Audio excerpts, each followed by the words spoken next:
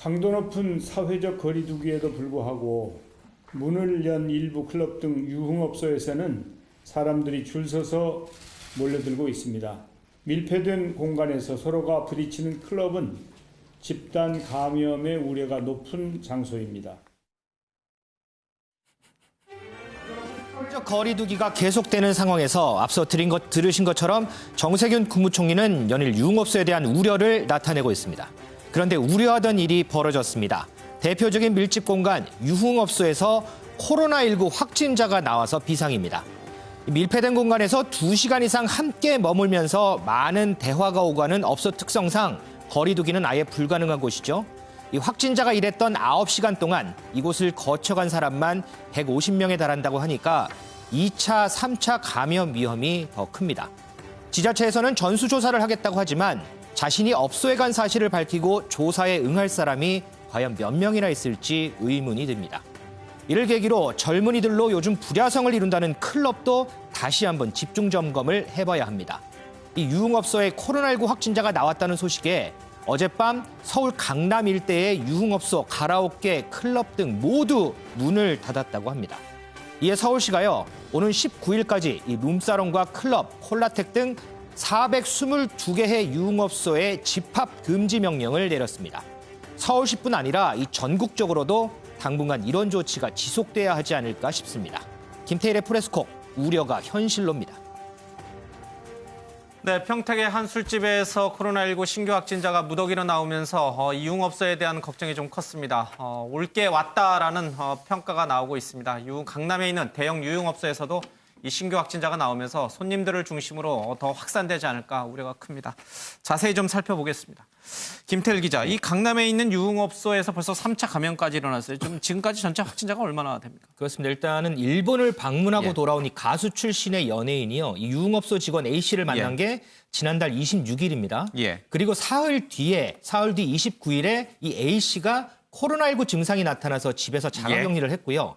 이 연예인은 4월 1일에 그리고 이 A씨는 다음 날인 2일에 각각 확진 판정을 받습니다. 그리고 이 A씨의 룸메이트였던 B씨가 지난 6일 날 확진 판정을 받았는데 그러니까 이게 3차 감염까지 진행되는데 불과 일주일밖에 걸리지 않은 셈이고요. 지금 이 유흥업소 다니는 A씨와 지금 접촉했던 사람들에 대해서 지금 전수조사를 하고 있는데 아직까지는 지금 A씨하고 이 룸메이트 B씨 외에는 확진자는 아직까지는 나오지 않은 상황입니다.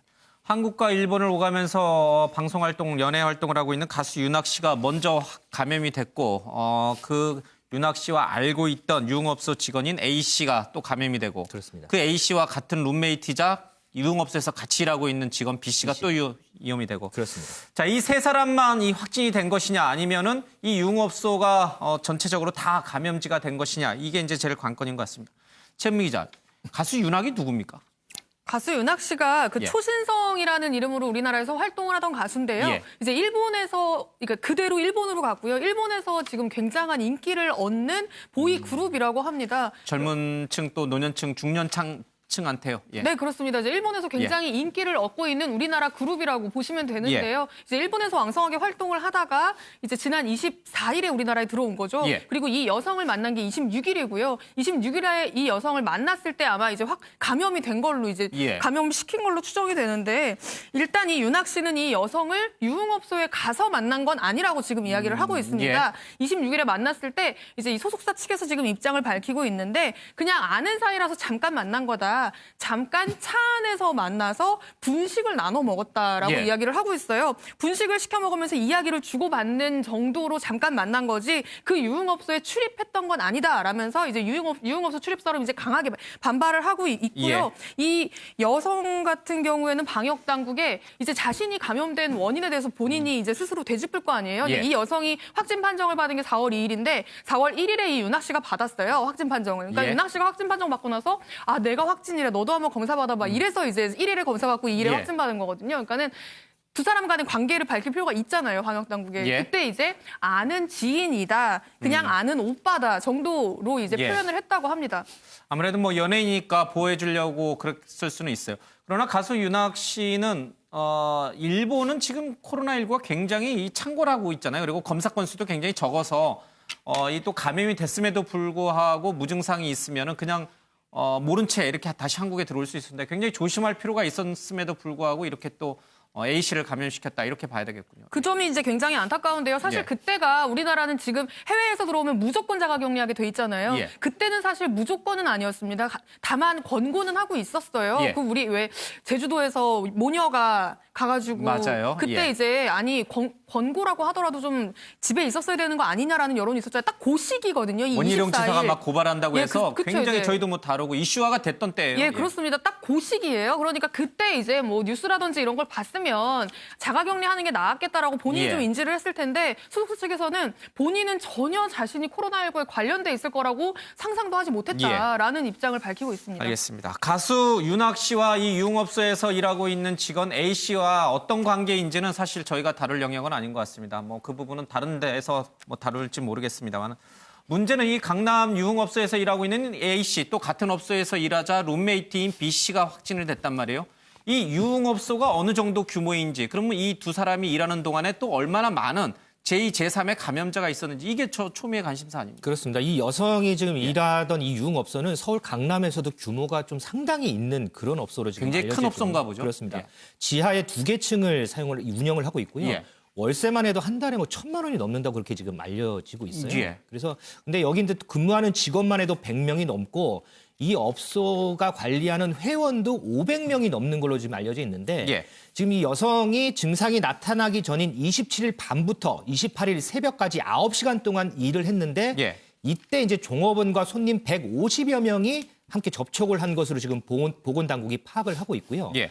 이 업소는 종업원들이 여러 방을 돌아다니면서 일하는 방식이어서 예. 접촉자가 여럿 발생했을 가능성이 상당히 높은 상황입니다. 지하 1, 2층을 쓰고 있고 룸 형태의 방만 해도 100개에 달할 정도다. 400개요? 40개입니다. 40개인가요? 예. 그리고 그 위층으로는 또 이제 호텔 같은 시설들이 있고요. 예. 그럼 근데 다만 이제 그 들어가는 입구가 그 예. 호텔하고는 따로 떨어져 있기 때문에 예. 그 호텔 뭐 이렇게 손님들과 접촉했을 가능성은 없을 거라고 보고 있습니다. 예. 그럼에도 불구하고 이 유흥업소 직원이 근무하던 그 기간 동안 얼마나 많은 사람들이 이 업소를 다녀갔을지 그 사람들에 대해서 사실은 전수조사를 해야 되는 상황이에요. 그렇죠? 그렇습니다. 그래서 지금 강남구청이 이 사람들에 대해서 전수조사를 하겠다고 하는데 예. 말씀드린 것처럼 그 A 씨가 일하던 9시간 동안 한 150명 정도가 지금 접촉을 했다고 하고요. 예. 이 중에서 한 118명, 120명 정도 지금 검사를 했다고 해요. 근데 예. 아직까지 검사를 해서 결과가 나온 사람들 중에 예. 양성 판정을 받은 사람은 아직 없다고 알려지고 있습니다. 이 업소하고 이 호텔 출입구가 다르다고는 했습니다만은 통상적으로 봤을 때 룸사롱의 운영 방식을 봤을 때 그 호텔과 이 지하 룸이 연계될 가능성이 있거든요. 이 호텔도 같이 좀 조사를 해야 되는 거 아닌가요? 일단은 뭐 여기가 그렇다라고 얘기는 할 수는 예. 없지만 어쨌든 일반적으로 봤을 때 예. 이 지하와 위층과 이제 엘리베이터로 연결돼 있는 이런 건물들이 상당히 많거든요. 많이 있어요. 예. 그렇습니다. 그렇기 때문에 이 호텔에 투숙하고 있는 투숙객들이 이 지하와 밀접한 관련이 없다고 하더라도 예. 통행을 하는 과정에서 그리고 손님들이 드나드는 과정에서 혹시나 접촉이 있을지도 모르기 때문에 이 예. 부분에 대해서도 좀 조사가 필요하다 이렇게 보고 있습니다.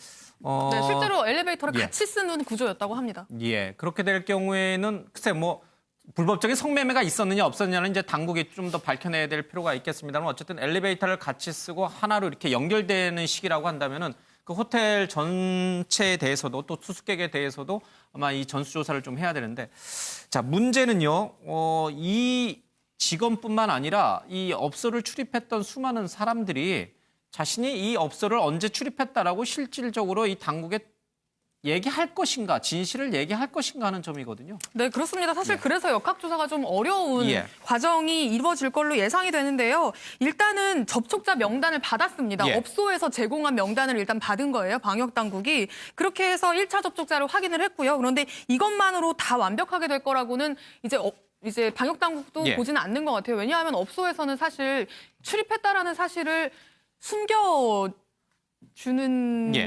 주려고 하는 어떤 그럴 수도 있기 때문에 손님이 자기가 여기 왔다 갔다라고 하는 사실을 알리는 걸 꺼려할 가능성이 크잖아요. 예. 게다가 이제 회원제로 운영이 된다고 하면 더 프라이빗한 공간으로 아예 이제 만들어졌을 수도 있는데 예. 그런 부분들 때문에 이제 정부가 아예 해당 업소의 카드 내역을 조사할 거고요. 예. 그리고 그 해당 업소 인근에 있는 CCTV를 다 뒤지고 예. 그리고 그때 이 여성이 근무했던 시간대에 이 지역에 떴던 그 휴대전화 GPS 신호 예. 그것까지 다 확인을 하겠다고 합니다. 그러니까 주변에 있었던 잠깐 지나갔던 행인까지도 다 확인을 해보겠다라는 예. 의지인데요. 오늘 밝힌 이 118명 밀접 접촉자 예. 이게 지금 이 과정 모두를 거쳐서 나온 건지 아니면 1차 명단만 가지고 나온 건지 좀 봐야 되는데 어쨌든 역학조사를 계속적으로 진행을 하겠다는 입장입니다. 예. 자, 이 밀접 접촉자가 모두 118명이다. 이 가운데 얼마나 추가 확진자가 나올지 이게 이제 초미의 관심사인 것 같습니다. 강남구청 관계자의 얘기를 좀 들어보겠습니다.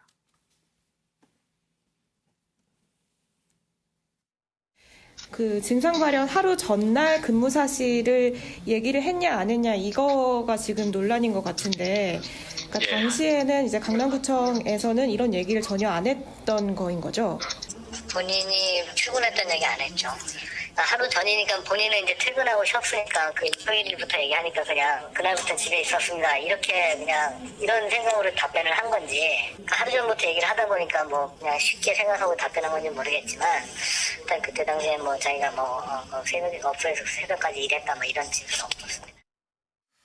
네, 들은 것처럼 이 확진자가 제대로 동선을 처음부터 사실대로 얘기를 하지 않았기 때문에 역학조사가 혼선을 좀 빚은 측면이 있습니다. 특히 이 여성 종업원이 근무했던 시간이 정확히 언제인지에 대해서 당국이 빨리 파악하는 게 굉장히 중요했거든요. 네, 그렇습니다. 그러니까 처음에 확진 판정을 받았을 때 방역 당국은 이 여성의 직업과 근무지를 전혀 몰랐습니다. 예, 그냥 이 프리랜서라고 했잖아요. 네, 그러니까 예. 4월 2일에 확진 판정을 받았잖아요. 예. 근데 증상이 언제부터 나타났나요? 라고 물었더니 이 여성이 29일 밤부터 나타났어요. 라고 답한 거예요. 예. 그러니까 방역 당국은 원칙적으로 증상이 나타난 바로 전날, 그 전날부터 동선을 추적해서 공개하게 돼 있습니다. 예. 그러니까 28일에 뭐 하셨어요? 라고 물었더니 28일엔 그냥 집에 있었어요. 라고 대답한 거예요. 이 예. 여성은. 근데 이 여성이 이게 거짓말이냐 아니냐를 좀 단정하기가 애매한 게 이 여성이 이 업소에서 근무한 게 예. 27일 저녁부터 28일 새벽 5시까지거든요. 예. 그러니까 이 여성은 28일에 뭐 했어요? 라고 했을 때 새벽 5시에 퇴근하고 와서는 집에 있었어요. 라고 얘기를 했으면 제일 좋았겠죠. 예.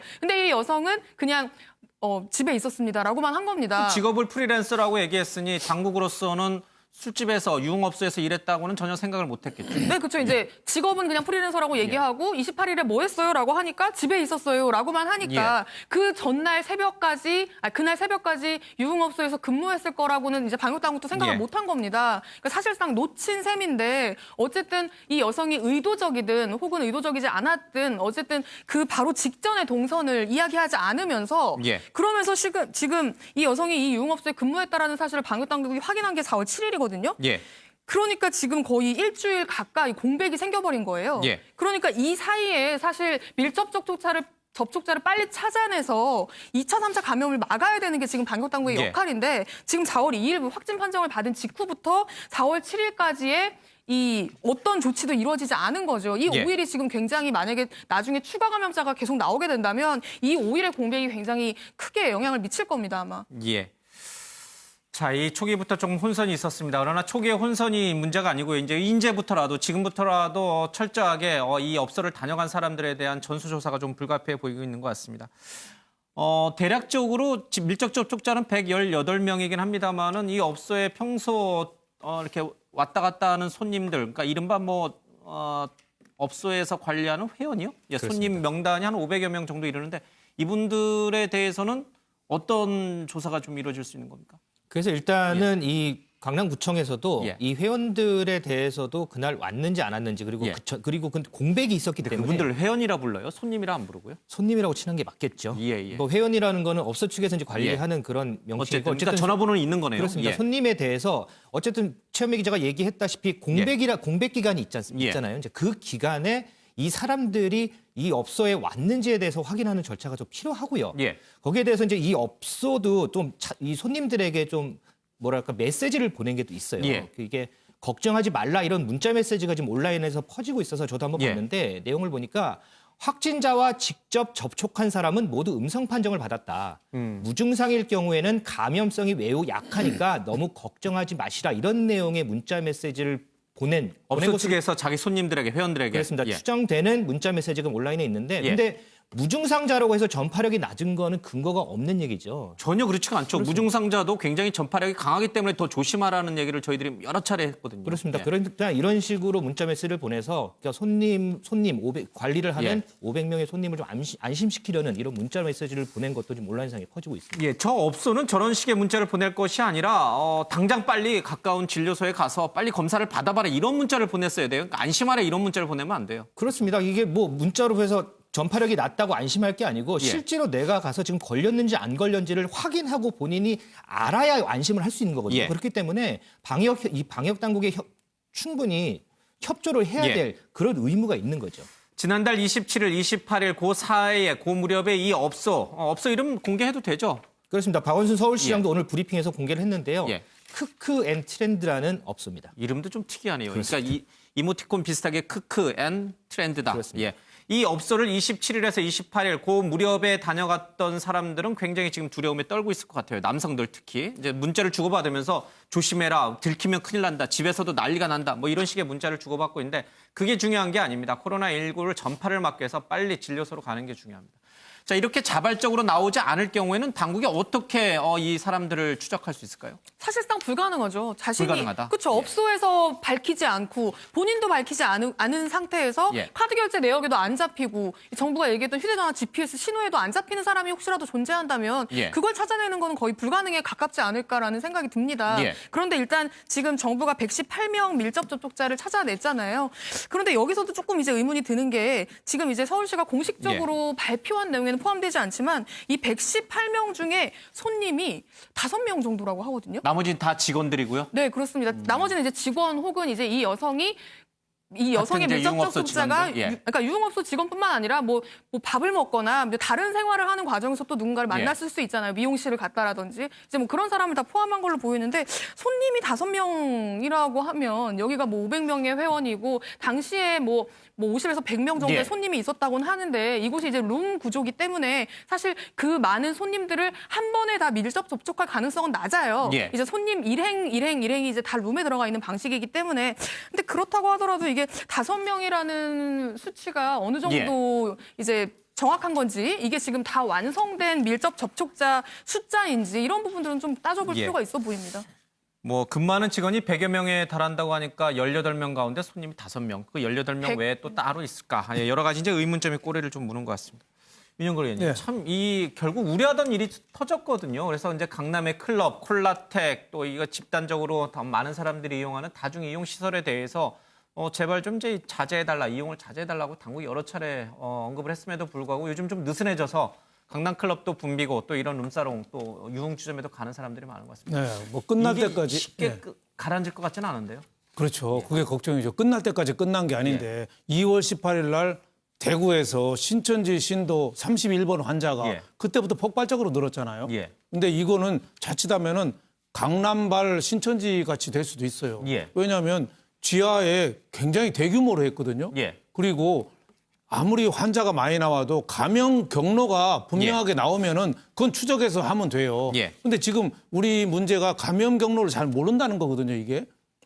가수 윤학이 일본에서 들어왔잖아요. 지금 우리나라는 감염 경로 모르는 게 5 내지 10%인데 일본은 하루에 동경에서 64%인 92명이 감염 경로를 몰라요. 64%가 어디서 온지 몰라요. 그러니까 가수 연예인도 자기는 나는 안 걸릴 거야. 뭐 이렇게 좀 안심한 측면이 있어요. 일찍이 자가격리 좀 들어갔으면 뭐 그때는 아마 정부에서 강제는 안 했을 시기지만 강남구나 서초구청에서 그걸 권고했거든요. 자가격리를 권고했는데 그럴 때일수록 자기가 좀 했으면 싶은 생각이 좀 들고 두 번째 아쉬운 거는 그 유흥업소 종업원 그 사람이 자기 직업을 프리랜서라고 썼거든요. 근데 뭘 쉽진 않았겠죠. 뭐 자기 직업을 숨기고 싶은 생각은 들었겠지만 처음부터 나는 유흥업소 종업원이다. 접촉한 사람이 의외로 많다. 이렇게 좀 톡 털어놨으면 좀 추적이 좀 빨랐을 거다. 뭐 이런 생각이 들고 굉장히 아쉬워요. 그리고 세 번째 아쉬운 거는 유흥업소가 좀 문 좀 닫았으면. 예. 예? 유흥업소에서는 마스크 쓰고 유흥업소에서 술 먹는 사람 없잖아요. 마스크 쓰고 뭐 빨대로 술 먹는 사람 없잖아요.